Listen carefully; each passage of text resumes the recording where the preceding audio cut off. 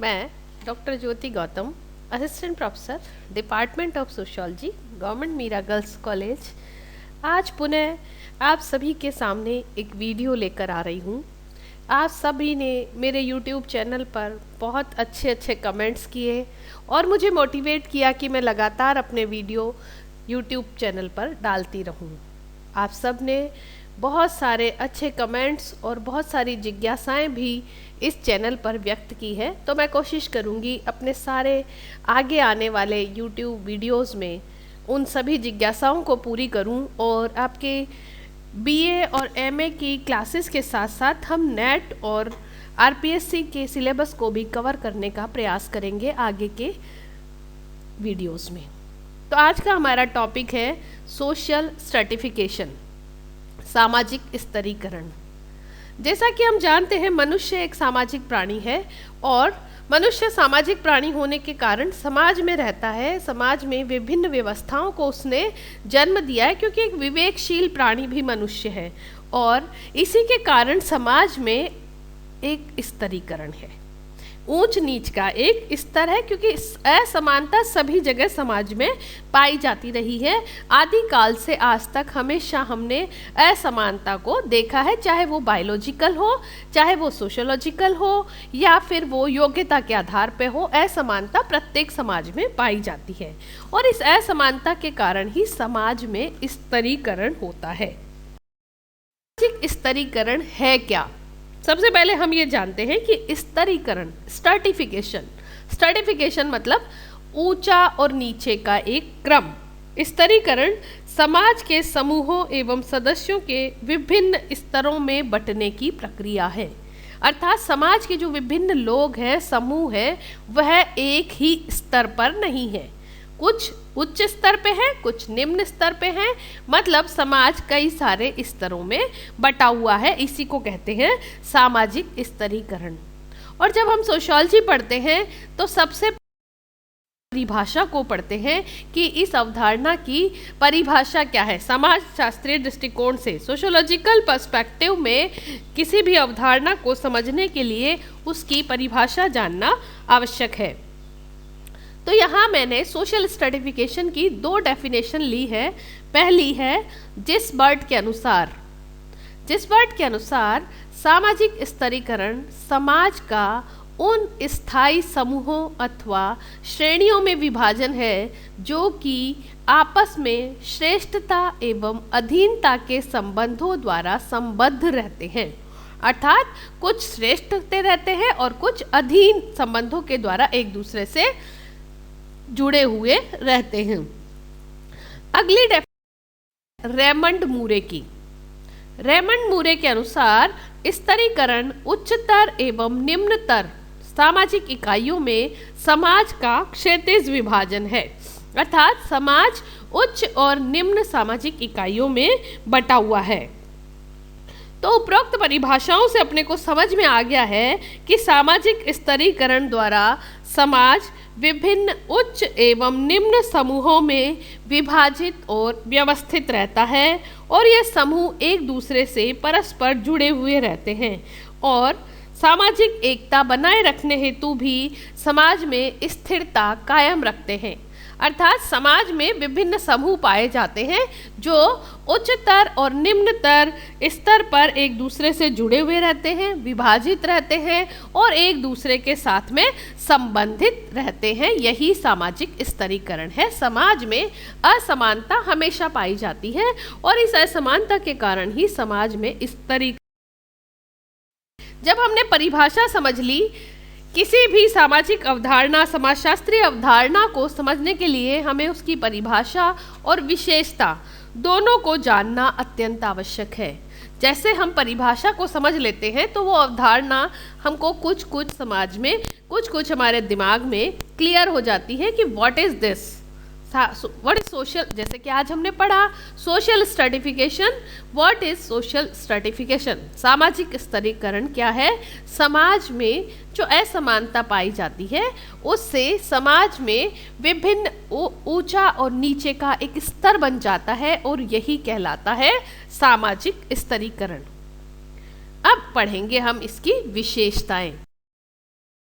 विशेषताओं में फर्स्ट है सामाजिक स्तरीकरण की प्रकृति सामाजिक है, अर्थात सामाजिक स्तरीकरण केवल कुछ व्यक्तियों तक ही सीमित नहीं रहता है बल्कि संपूर्ण समाज में व्याप्त रहता है।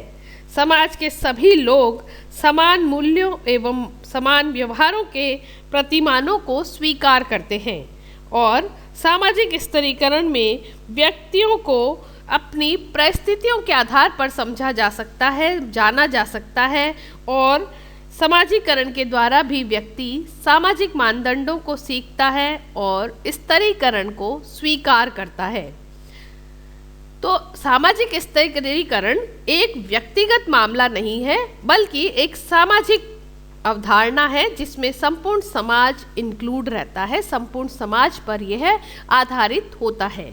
नेक्स्ट है सामाजिक स्तरीकरण पुरातन है, अर्थात सामाजिक स्तरीकरण प्राचीन काल से ही विद्यमान रहा है। प्राचीन समय में इसके आधार अलग थे और वर्तमान समय में इसके आधार बदल गए हैं, लेकिन सामाजिक स्तरीकरण प्रत्येक समाज में प्रत्येक समय में व्याप्त रहा है। विशेषता है सामाजिक स्तरीकरण प्रत्येक समाज में पाया जाता है।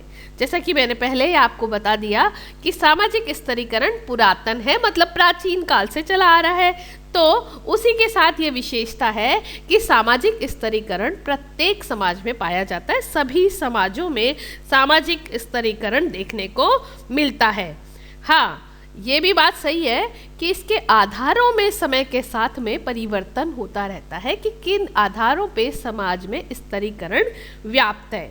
इसमें बॉटोमोर कहते हैं समाजों का वर्गों अथवा स्तरों में विभाजन जिससे प्रतिष्ठा एवं शक्ति का सोपान बनता है, सामाजिक संरचना का एक सार्वभौमिक तत्व है। अर्थात सार्वभौमिक तत्व है मतलब सभी जगह पाए जाने वाला तथ्य है।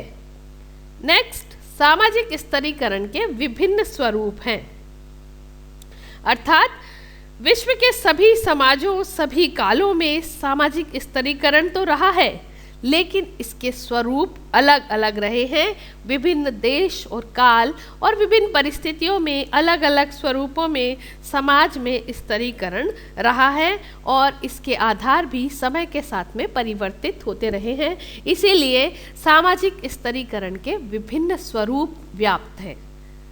नेक्स्ट है सामाजिक स्तरीकरण परिणामिक है। ट्यूमिन कहते हैं कि सामाजिक स्तरीकरण परिणामिक होता है, जिसका परिणाम निकलता है।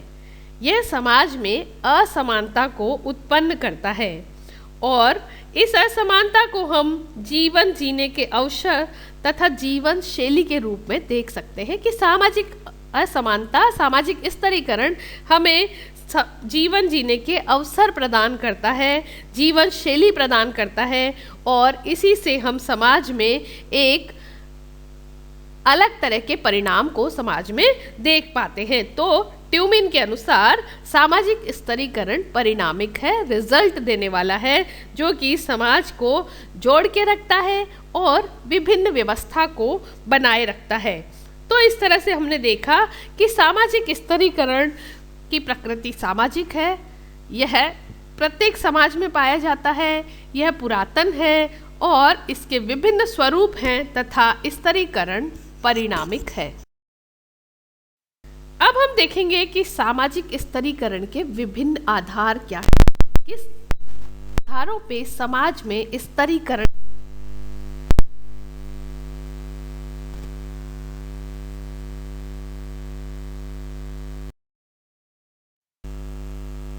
आधार है कि जो बायोलॉजिकल आधार है, जिनके आधार पे समाज को विभिन्न असमानता समाज में व्याप्त है, और सेकंड है सामाजिक सांस्कृतिक आधार, जिनके आधार पे भी समाज को विभिन्न स्तरों में हम बांट सकते हैं। तो पहले हम लेंगे प्राणी शास्त्रीय आधार, बायोलॉजिकल बेसिक्स, और उसमें भी सबसे फर्स्ट हम लेंगे लिंग। सब समाज में बायोलॉजिकली लिंग के आधार पे असमानता व्याप्त है। समाज उच्चता और निम्नता के कई सारे पैरामीटर्स में बटा हुआ है। प्राचीन काल से ही समाज में लिंग समानता, पुरुषों की स्थिति ज़्यादातर सभी समाजों में महिलाओं से उच्च मानी जाती है। और पहले तो कई ऐसे पद थे जिन पे सिर्फ पुरुष ही अपना उत्तरदायित्व, अपना उत्तराधिकार, अपनी बात रख सकता था, लेकिन समय के साथ में इसमें परिवर्तन आया है। नेक्स्ट बायोलॉजिकल बेसिक है आयु, एज। प्रत्येक समाज में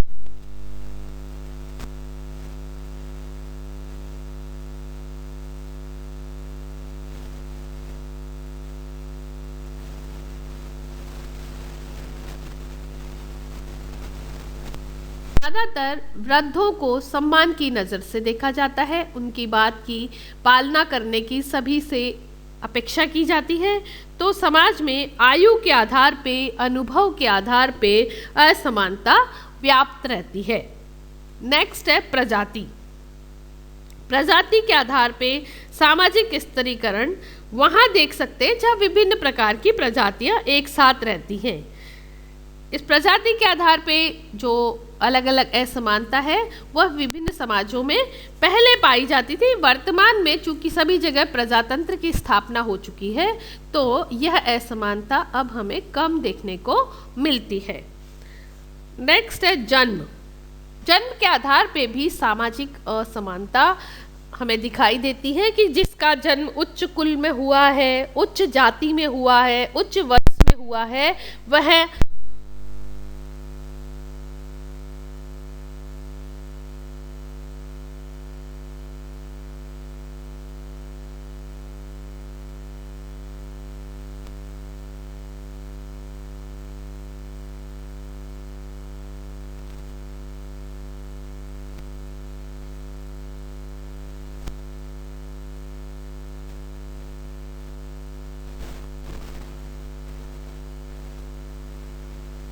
पद को प्राप्त करता है, उच्च और निम्न पद को।